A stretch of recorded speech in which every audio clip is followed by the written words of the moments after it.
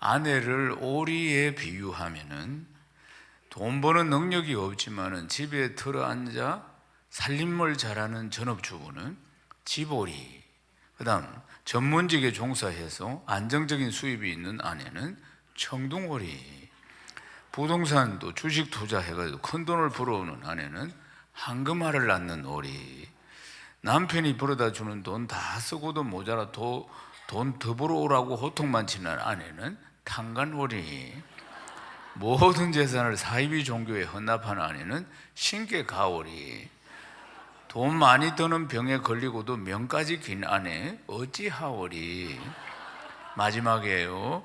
돈 많이 벌어놓고 일찍 죽는 아내 아싸가오리. 그렇다. 넌센스 퀴즈 또 내볼게요. 깨가 죽으면 뭐라고 할까요? 죽은 깨입니다. 수학책을 난로 위에다 놓으면은 뭐라고 할까요? 수학 익힘책입니다. 사람들이 싫어하는 거리는 어떤 거리일까요? 걱정거리입니다. 김밥이 죽으면 어딜 갈까요? 김밥 천국입니다. 마지막이에요. 모기가 좋아하는 알파벳 A, B, C, D, E, F, 이 알파벳, 모기가 좋아하는 P입니다. P. 네. 오늘 설교 말씀 나에게 주신 말씀으로 아멘하고 받으면 역사가 일어납니다. 우리가 운전을 하다 보면 이제 스쿨존을 만나게 됩니다. 학교 앞이나 유치원 앞에 스쿨존이 있습니다. 어린이 보육구역 제도이죠.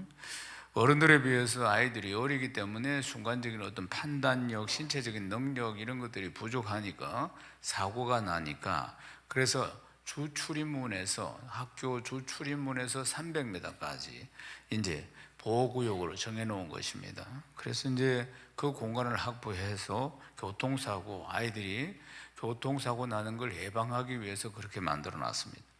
우리나라는 이제 스쿨존을 1995년부터 실행을 했습니다. 그런데도 불구하고 그렇게 해도 교통사고가 납니다.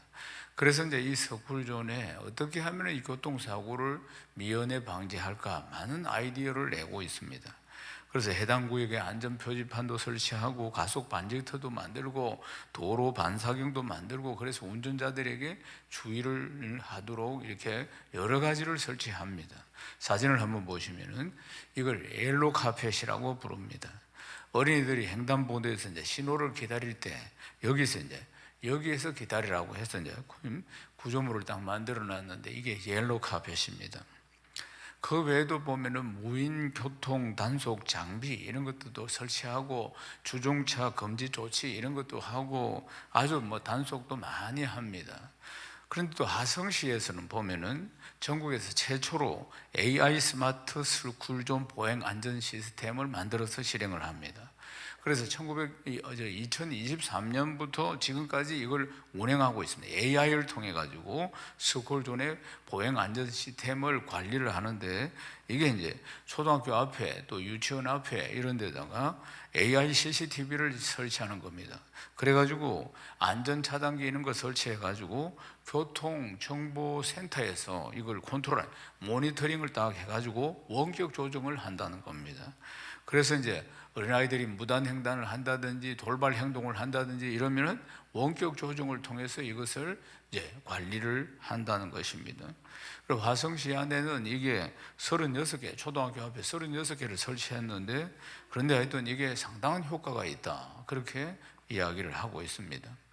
그래서 이런 부분에 대해서 스쿨존에서 이제 어떻게 하면 교통사고를 줄여볼까, 이래서 많은 연구가 그리고 또 임상이 지금도 진행되고 있습니다. 그런데 교통사고가 얼마나 나는가 알아보니까 2021년부터 도로교통공단 통계를 딱 보면은 2021년부터 3년 동안 스쿨존 안에 교통사고가 났을 때 부상을 입고 이랬을 때 인원이 얼마나 되는가 보니까 2021년은 563명, 2022년은 529명, 2023년은 523명, 그래서 매년 한 500명 이상씩 이 스쿨존 안에서도 사고가 나고 있는 걸 볼 수 있습니다. 그런데 이 사고로 인해서 사망은 2021년에 2명, 22년은 3명, 23년은 2명 이렇게 있습니다. 그래서 스쿨존의 이 교통사고를 줄여보기 위해서 여러 다양한 아이디어들 이런 걸 반영해서 더 그래도 발전을 하고 있는 상황입니다. 왜냐하면 매년에 이렇게 해도 500건 이상의 사고가 일어나기 때문입니다. 그러니까 끊임없이 어느 분야든지 지금 스쿨존 이야기로 오늘 말씀이 시작되었습니다만은 모든 분야가 다 마찬가지죠. 좀 더 발전하고 좀 더 성장하고 그러면서 계속 연구를 해오고 있는 게 사실입니다. 우리의 삶 여러 분야에서 다 마찬가지로 다 필요한 것 아니겠습니까? 더 많은 지혜가 필요하고 말이에요. 더 많은 연구가 필요하고 그런 분야가 스쿨존만 있겠습니까? 우리의 신앙도 마찬가지입니다. 우리의 신앙도 내 신앙이 어떻게 하면 더 성장할 수 있을까? 우리의 영적인 부분도 역시 마찬가지입니다.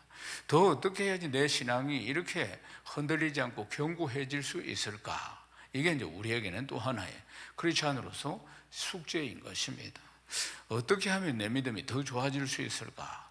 내년에는 내 믿음이 올해도 작년보다 이렇게 비교를 했을 때 어제보다 오늘보다 내일 내 믿음이 더 어떻게 하면 더 좋아질 수 있을까? 사랑하는 여러분, 오늘 이 말씀의 주제가 그렇습니다. 오늘 말씀이 두하디라 교회인데 두하디라 교회를 통해서 들려주시는 말씀을 통해서 큰 깨달음과 은혜가 있기를 주의 이름 축원합니다. 두하디라 교회는 보면은 오늘 그 말씀에 나중행위가 더 많도다 이렇게 칭찬을 받은 교회임을 볼 수 있습니다.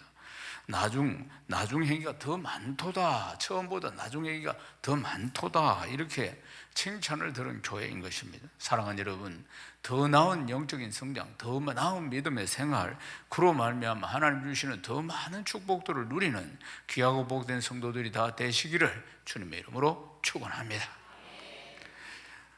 우리나라는 하나님께서 복을 주셔가지고 일찍 선교사님들이 와서 우리에게 복음을 전하고, 그리고 또 토마스 선교사는 또 순교하시면서까지 우리에게 복음을 전해서 오늘 이렇게 우리가 행복하게 신앙생활을 하게 됩니다.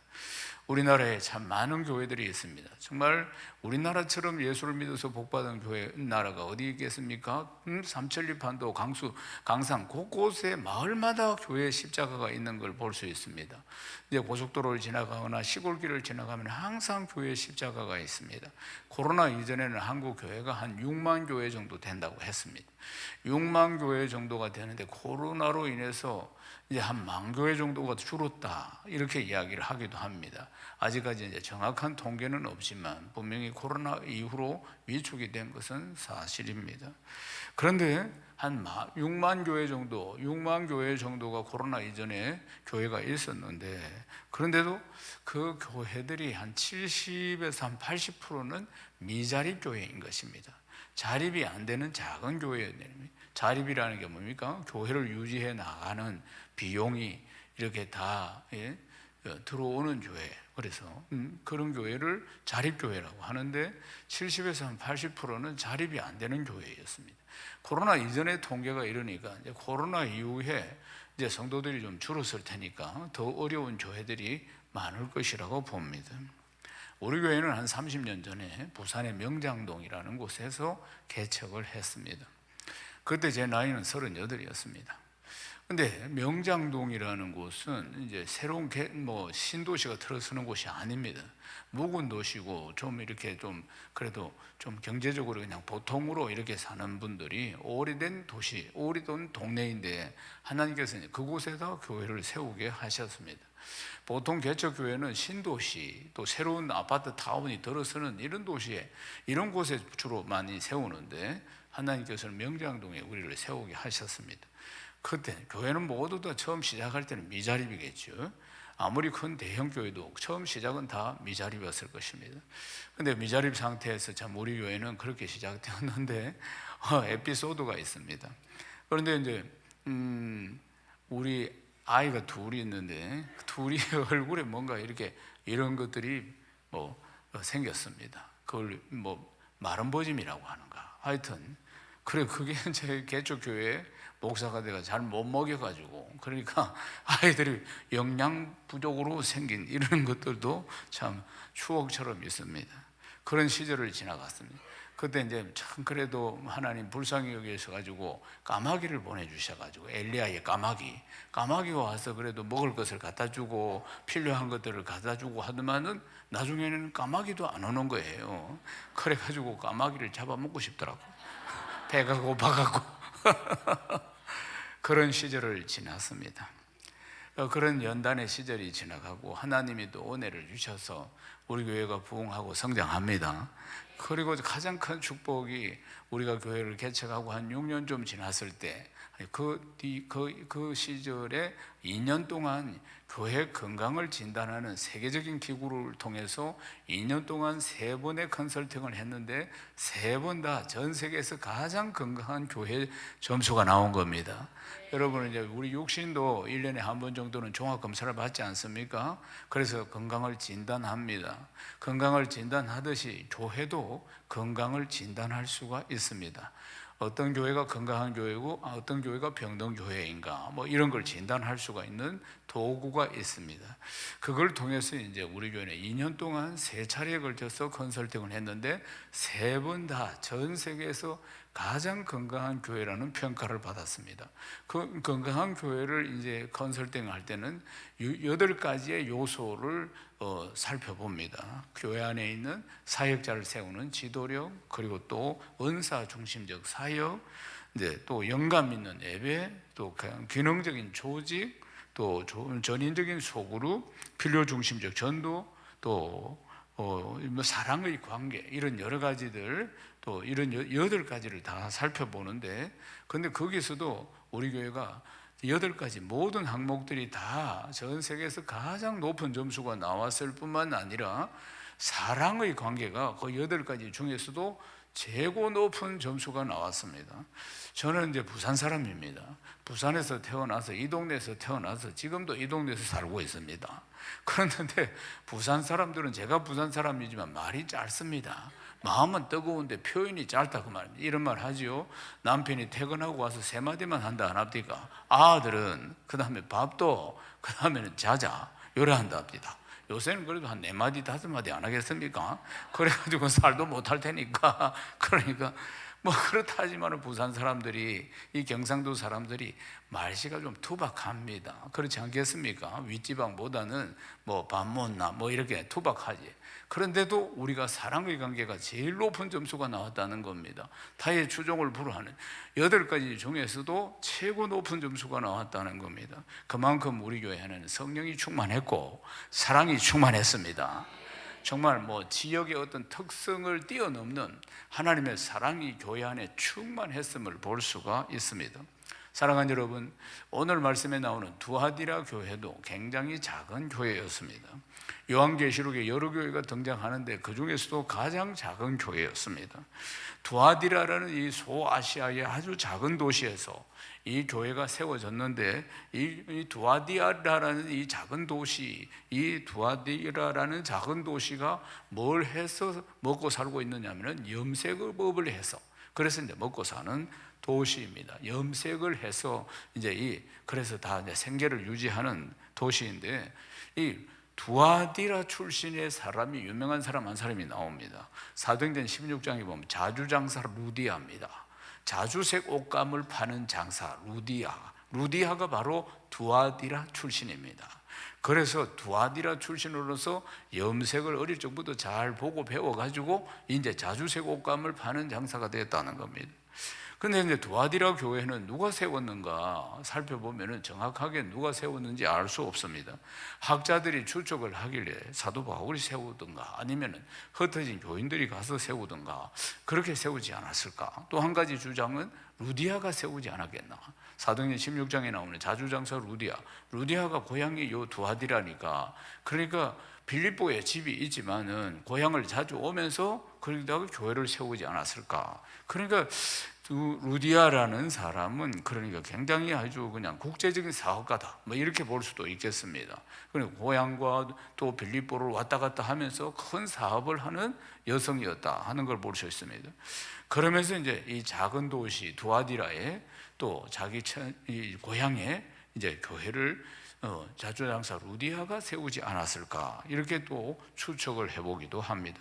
그런데 이 교회는 사랑이 가득한 교회였음을 볼 수 있습니다.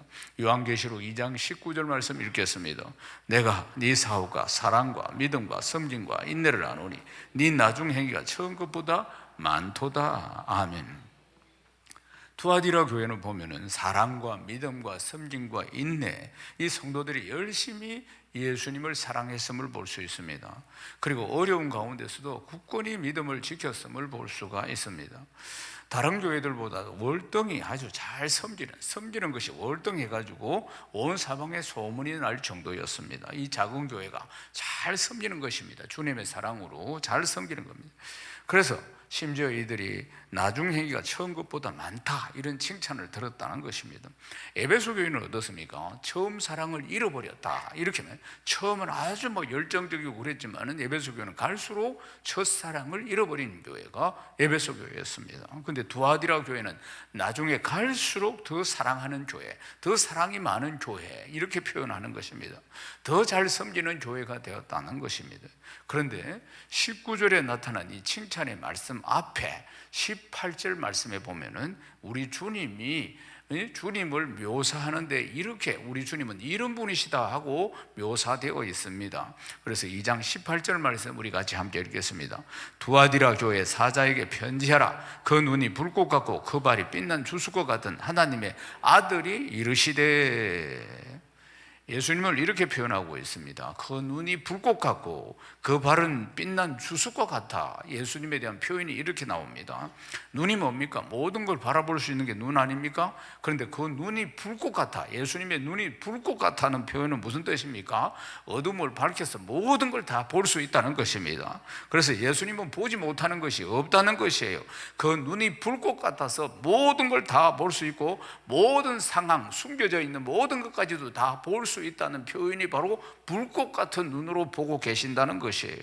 두아디라 교회는 사랑이 넘치는 교회라고 했습니다. 그들의 사랑, 그들이 하는 일들, 믿음, 섬김, 인내, 이걸 통해서 칭찬받는 교회였습니다. 그런데 불꽃 같은 눈으로 주님이 보시는데 그 불꽃 같은 눈 앞에서 숨길 수 없는 것들이 있었다는 것입니다. 그들이 안고 있는 여러 가지 문제들, 그걸 우리 주님이 다 보고 계신다는 것입니다. 그 발이 빛난 주석과 같다고 했습니다. 빛난 주석과 같은 하나님의 아들이다. 주석이라는 게 여러 번 단련해야지 이래 빛난 주석이 될 수 있는 것입니다. 용광로 속에 넣어서 불순물을 빼내고 다시 또 넣어서 불순물을 빼내고 다시 불순물을 빼내고, 그렇게 해야지 나중에 빛나는 주석이 되는 것입니다. 그래서 풀무불에 담갔다 꺼내고 다시 담갔다 꺼내고 그렇게 불순물을 제거해야지 빛나는 주석, 아름다운 주석이 되는 것입니다. 예수님은 그러니까 모든 문제를 불꽃 같은 눈으로 다 보고 아시고, 그리고 또한 그것을 또 제거해 주셔서 아름답게 단련하시는 분이시라는 것입니다. 끊임없이, 그러니까 우리를, 하나님의 백성들을 하나님의 백성답게 불순물을 빼내시고 그래 연단하셔서 우리를 단련하셔서 우리 주님은 우리를 정금같이 만드시는 줄로 믿습니다. 주석은 한 번 단련한다고 끝나지 않습니다. 계속해서 단련을 해야지, 그래서 정금 같은 주석이 되는 것이, 불순물을 계속 빼내야 됩니다. 그래서 성도가 예수 믿는 이 여정을 살펴보면 길이 아닌 곳을 갈 때마다 주님이 우리를 부르십니다. 우리를 다시 돌아오게 하십니다. 유혹에 흔들릴 때마다 끊임없이 우리를 연단하시는 분이십니다. 다시 부르셔서 연단하셔서 다시 바른 길로 가게 만들, 나는 길이요 진리요 생명이니 이 길로 가게 하시는 분이십니다. 그래서 연단을 사용하시는 것입니다. 그 길로 가지 말라고 깨닫게 하시기 위해서 연단하시고, 그래서 불순물을 빼내시고, 불순종이라는 불순물을 빼내시고, 그리고 순종, 이해가 안 돼도 순종하고 유익이 없어도 순종하는 사람으로 정금같이 만들어 가시는 분이 우리 주님이십니다. 사랑하는 여러분, 그렇다면 우리가 생각해 봐야 할 것은, 이 교회가 작은 교회인데 사랑이 넘치는 교회라고 했습니다. 또 믿음이 충만한 교회고 어느 교회보다도 잘 섬기고, 그리고 또 한편으로 인내도 잘하는 그러한 교회였습니다. 그런데 이 두아디라 교회는 문제가 있었는데, 두아디라 교회의 문제가 크게 두 가지였습니다. 하나는 자칭 선지자라고 말하는 이세벨이라는 여자를 용납했다는 것입니다. 요한계시록 2장 20절 우리 읽어보십시다. 그러나 내게 책망할 일이 있노라. 자칭 선지자라는 여자 이세벨을 네가 용납하미니 그가 내 종들을 가르쳐 깨어 행음하게 하고 우상의 제물을 먹게 하는도다. 아멘. 이세벨이 누군지 정확하게 이렇게 해석은 되지 않습니다. 근데 그 당시 교회 안에 있는 한 여성이었음을 볼 수 있습니다. 근데 이세벨이라는 여자가 우상에게 바쳤던 고기 성도들에게 먹이게 만들었습니다. 성도들은 그러니까 다 이 사랑이 많은 교회니까 이세벨이 거릇된 교리를 가르쳐도 그것을 그냥 사랑으로 받아들였다는 것이에요. 이세벨이 우상 앞에 바쳤던 고기를 성도들에게 이거 먹어도 된다 이야기하니까 성도들이 그걸 그냥 고지고대로 듣고 우상 앞에 바쳐진 음식도 먹고 또 주변 문화 우상 섬기는 문화에 잘 순응하도록 미혹하는 자가 바로 이 여자였다는 사실입니다. 두아디라 교회는 사랑이 많은 교회라고 했지요. 그래서 이세벨이 이런 잘못을 저지르는데도 불구하고 그냥 사랑으로 다 그냥 수용하고 받아들였다는 것입니다. 사랑하는 여러분, 사랑이라는 게 무조건 다 받아들이는 게 사랑입니까? 아닙니다. 무조건 감싸주는 게 사랑입니까? 아닙니다. 사랑하는 여러분, 셀가독 공동체, 사랑이 넘치는 공동체가 되어야 합니다. 그렇지만은 그 사랑이 모든 걸 다 수용하는 것은 아니라는 사실입니다. 아닌 건 아닌 거예요. 아멘이십니까? 진정한 사랑이라는 것은 무조건 다 용납해 주는 것이 아니라는 사실입니다. 이 교회는 문제가 여기서 발생한 것입니다. 고린도전서 13장 4절에서 5절 말씀 읽겠습니다. 사랑은 오래 참고 사랑은 온유하고 시기하지 아니하며 사랑은 자랑하지 아니하며 교만하지 아니하며 무례히 행하지 아니하며 자기의 유익을 구하지 아니하며 성내지 아니하며 악한 것을 생각하지 아니하며. 성경은 사랑에 대해서 이렇게 말씀합니다. 오래 참고 온유하고 시기하지 않고 자랑하지 않고 교만하지 않고 무례히 행하지 않고 자기의 유익을 구하지 않고 성내지 아니한다. 이것이 사랑이다. 이 말씀만 딱 보면은 무조건 참아주는 거구나, 무조건 용납해 주는 거구나, 이런 오해를 할 수가 있습니다. 사랑에 대한 정의는 여기서 끝나지 않습니다. 이어서 13장 6절 말씀 우리가 함께 읽겠습니다. 불의를 기뻐하지 아니하며 진리와 함께 기뻐하고. 아멘. 사랑은 불의를 기뻐하지 않는 것입니다. 진정한 사랑은 진리와 함께 기뻐하는 것입니다. 사랑하는 여러분, 사랑이 넘치는 우리 셀가족 모임은 그냥 모든 걸 다 사랑이라는 이름으로 모든 걸 다 용납하는 게 아니라는 것입니다.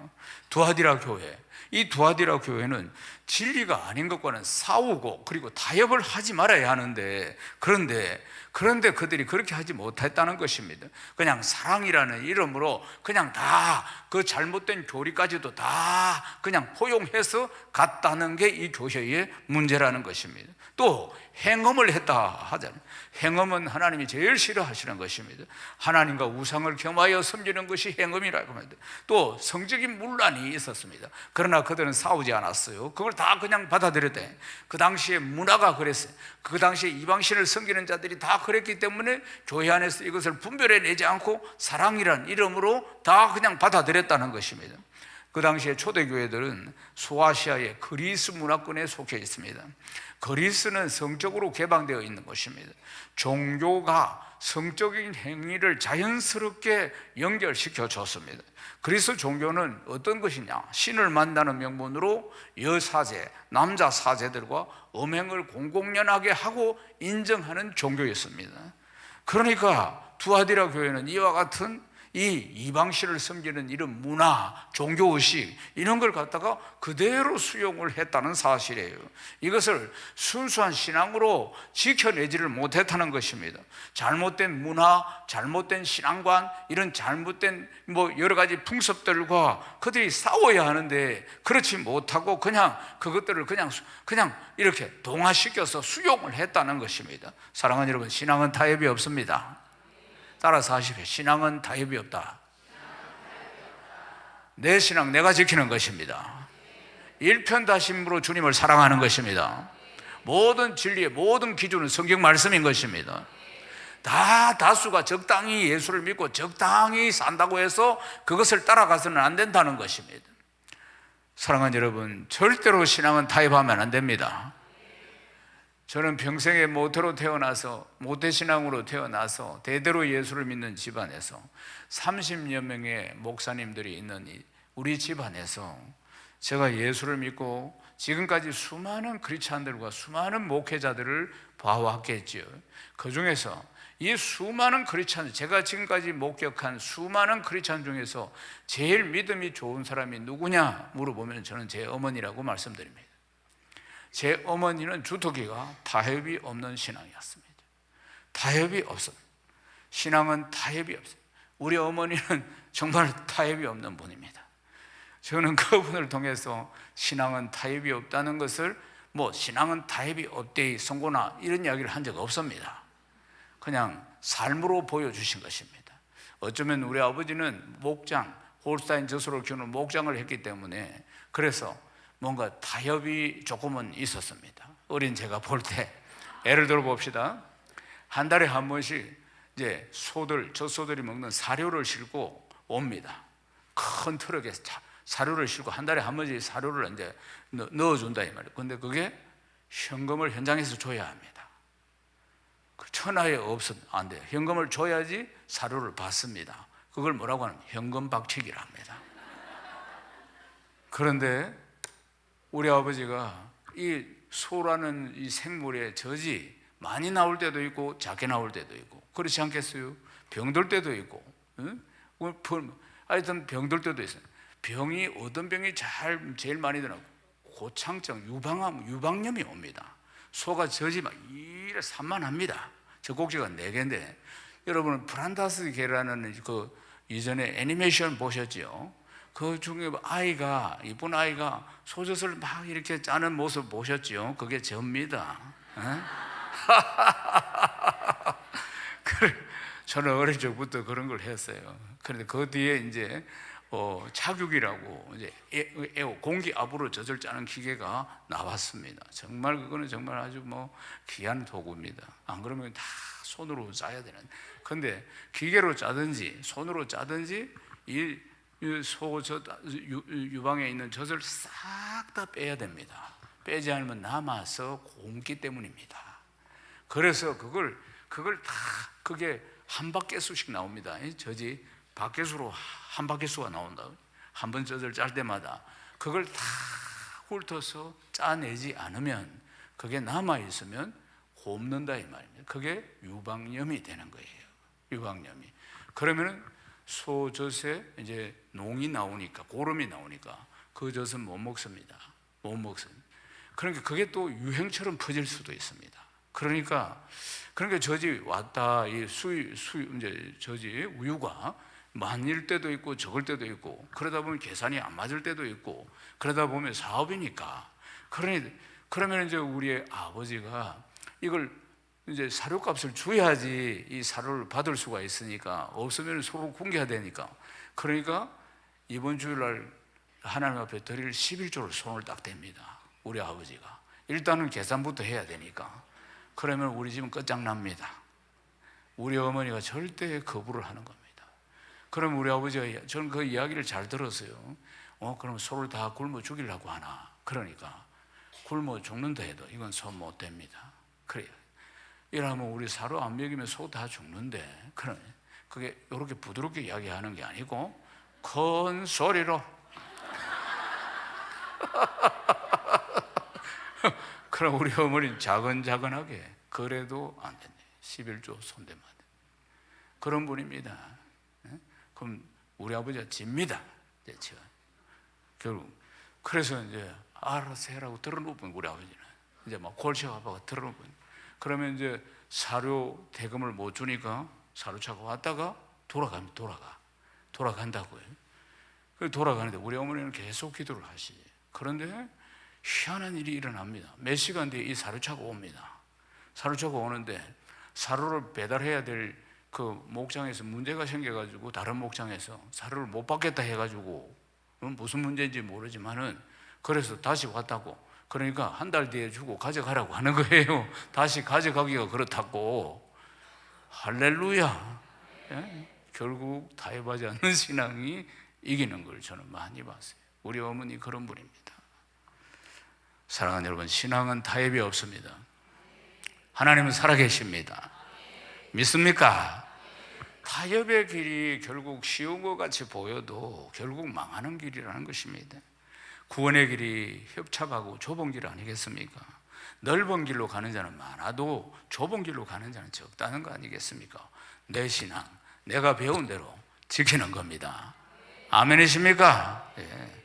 그 다음에 이 두아디라 교회는 어떤 잘못을 저질렀냐면 회개하지 않는 잘못을 저질렀습니다. 요한계시록 2장 21절 말씀 읽어보십시다. 또 내가 그에게 회개할 기회를 줬으되 자기의 음행을 회개하고자 아니하는도다. 여기에 나오는 그가 누구냐면 성도들을 말하는 것입니다. 이세벨과 같은 자들이 교회의 타락을 부추겼습니다. 적당히 타협하면서 신앙생활 하도록 막 만들었습니다. 그런데 이 성도들이 그런 유혹이 왔을 때 이걸 갖다가 물리치고 이걸 또 싸워서 이기고 이래야 되는데 타협을 했다 이 말입니다. 적당히 예수 믿는 것으로 타협을 했다. 다 그런 거지 뭐 다 그런 거야 그러면서 타협을 했다 그 말입니다. 그러면서도 회개하지 않는 죄를 저질렀다는 것입니다. 엄행하는 것, 타협하는 것, 또 하나님도 섬기고 세상도 섬기고 이 모든 것들 우리 주님이 얼마나 싫어하시는지 그러면서도 그걸 알면서도 회개하지 않았다는 것입니다. 두아디라 교회의 이 모습을 보면서 참 사랑에 대해서 우리가 참 깨닫게 됩니다. 우리 교회도 사랑이 넘치는 교회 아니겠습니까? 전 세계에서 가장 건강한 교회, 가장 사랑이 넘치는 교회입니다. 우리 셀가족 모임 뭡니까? 사랑이 넘치는 셀가족 모임 아닙니까? 그런데 참 사랑이 무엇인지 잘 제대로 깨닫지 못하면은 불의와 타협하고 사랑이라는 이름으로 적당히 수용하고 사랑이라는 이름으로 포장을 하는 이런 일들이 일어날 수 있다는 사실입니다. 무조건 사랑이라는 이름으로 받아주고 이해하는 것 그게 아니라는 걸 기억해야 합니다. 참 사랑은 진리를 사수하는 것입니다. 참 사랑은 상대방이 진리로 온전히 설 수 있도록 도우는 것이 참 사랑인 줄로 믿습니다. 2015년에 네팔에 큰 지진이 있었습니다. 수도 카트만두 여기에 지진이 났습니다. 규모 7의 강진이 왔습니다. 네팔 전역에 확인된 사망자가 668명에 이르는 큰 사고였습니다. 수백 년 된 사원이 다 무너집니다. 낡은 건물은 말할 것도 없이 다 무너집니다. 수많은 가옥들이 붕괴되었습니다. 수도인 카트만두에서만 181명이 사망했습니다. 카트만두 완전 폐허가 되었습니다. 근데 여기에 이제 전 세계 많은 곳에서 구호 물품을 보내주고 자원봉사자가 왔습니다.